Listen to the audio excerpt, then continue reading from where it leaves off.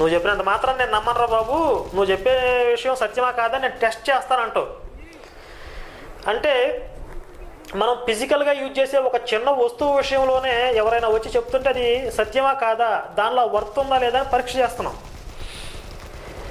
అలాగే జీవితాల్ని తారుమారు చేసే మత విశ్వాసాల విషయంలో ఇంకెంత జాగ్రత్తగా ఉండాలి.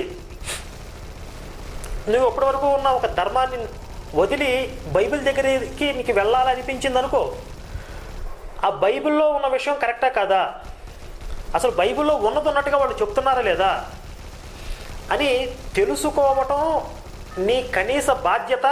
పరిశీలించడం అనేది కనీసమైన నీకు ఉన్నటువంటి ఇంగిత జ్ఞానం అనమాట. ఇంగిత జ్ఞానం ఏమాత్రం ఉన్నా కూడా బైబిల్ గురించి తెలుసుకుని దాని దగ్గరికి వెళ్ళాలి. ఎవడో చెప్పాడు కనుక దాని దగ్గరికి వెళ్ళకూడదు. ఎవడైనా చెప్పి